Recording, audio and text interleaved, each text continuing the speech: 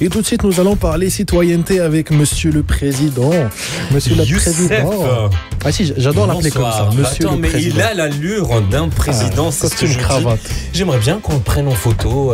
C'est Zeuzi. Bah, en fait, Rachid, il est en train de le filmer carrément. S'il te plaît. Ah, Parce que Monsieur le Président est digne d'être pris mais en photo. s'il vous plaît, Rachid, zoom sur sa cravate, s'il te S'il plaît. te plaît. Surtout sur la cravate. Mais j'aime bien J'ai sa vu des cravate, motifs elle où est elle est super misère. Tu me montreras où tu l'as acheté. Non mais il est beau gosse. Il est juste. Il est beau gosse. Il n'est pas encore marié. Youssef Obama. Ça a dit la poser une question. Un petit peu de sérieux. Tu es encore marié, non? Pas encore. Ben oui, parce qu'il est impliqué dans tout ce qui est civique. C'est pour cette raison qu'il est président de l'organisation marocaine des jeunes décideurs. Marhaba bik encore ma'ana Youssef. Et puis, bon, on va y revenir parce qu'il y a une petite surprise à la fin, mais on va te garder pour ça.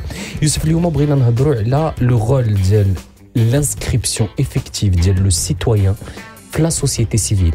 C'est-à-dire, شنو هو الدور ديال الجمعيات او الدور ديالنا كمواطنين ملي كندخلوا للجمعيات اللي هي جمعيات سوسيولوجيه باش يمكننا ننميو المجتمع ديالنا. Donc, ملي كتكلم المجتمع المدني, bien entendu, comme vous l'avez mentionné. Tu l'avais mentionné. Comme tu l'avais mentionné. Merci. Donc, كنتكلموا على الجمعيات. Oui. Et donc, un rôle micro, je dirais, je commencerai avec le micro.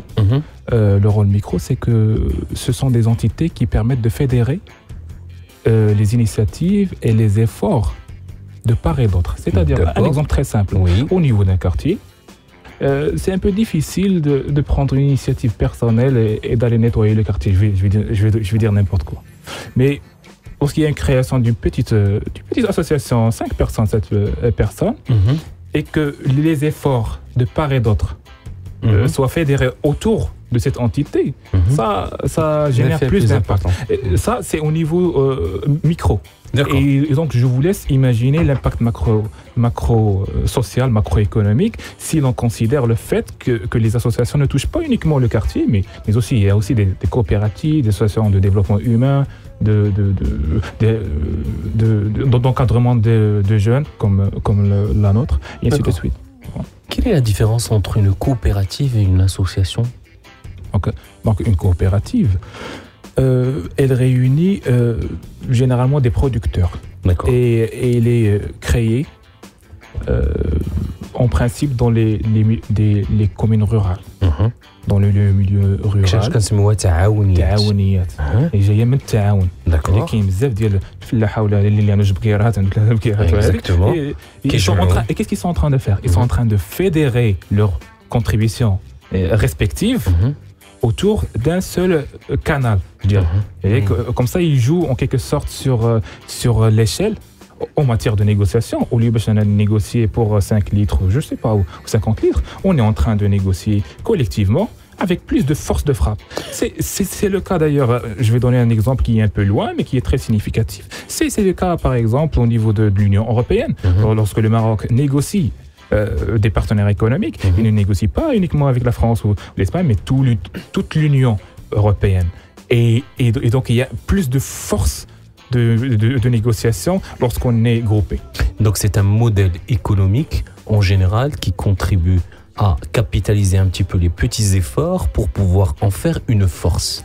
كنجمع هذا عنده جوج بقيرات هذه عندها بقيره وحده هذه عندها توير donc كنجمع pour pouvoir donner un rendement qui est beaucoup plus intéressant ياك. Effectivement. وشنو الفرق ما بينها وما بين الجمعيه peut-être que ما كيكونش عندها ديما الهدف هو هدف اقتصادي. Effectivement. Et donc pour revenir je dirais le euphémisme Oui. que tu as cité, je dirais que avec l'effort, avec la rétribution اللي كتجي كتوزع ثاني على الافراد اللي كاينين qui avaient contribué dès le départ. Pour l'association, c'est le même principe, sauf qu'on va un peu sortir de l'aspect rétribution financière, bénéfice, et aller plus vers, je dirais, un impact soit immatériel, dans la plupart des cas c'est immatériel, mais c'est très important. C'est-à-dire que juste pour vous donner l'exemple de notre association, on encadre des jeunes on travaille sur l'amélioration de leur employabilité.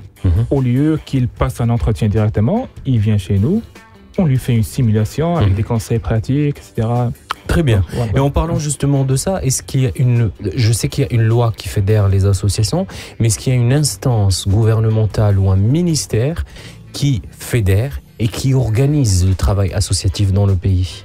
Alors, en effet, c'est le ministère de l'Intérieur. D'accord. Il y a dans chaque préfecture ou wilaya, il y a un service dédié aux associations. Ça s'appelle le service des associations, ou bien le service des libertés publiques. D'accord. Il gère le côté administratif, mais sans, sans se mêler des affaires des associations. Bien entendu, il y a une marge de liberté dans le cadre. C'est-à-dire qu'ils n'ont pas le droit de rentrer dans le détail le fonctionnement de l'association. Est-ce qu'ils ont un regard ou plutôt un œil critique là-dessus, ou là, ils te donnent la liberté complète de faire ce que tu veux dans une asso? La liberté complète, mais dans le cadre législatif en vigueur. C'est-à-dire que déjà la loi, elle stipule certaines dispositions en matière d'organisation de l'association, comment on organise la structure et ainsi de suite, mais aussi en matière de pratique. Je dirais que le ministère fait un travail un suivi de loin, mais aussi un effort d'encadrement, notamment, mais aussi, et c'est encore plus important, un effort de partenariat, notamment via l'initiative nationale du développement. L'INDH. Exactement. Qui est un partenaire de plusieurs associations qui travaillent pour le développement humain. Ce qui va être justement le sujet de demain, Inch'Allah, c'est le rôle justement de l'INDH dans le renforcement des capacités des associations notamment, et puis le rôle de l'INDH dans le développement notamment social, soit à travers ou à travers des associations. C'est ce qu'on va savoir et on va connaître demain, Inch'Allah, avec toi, Youssef. Merci beaucoup pour ta participation.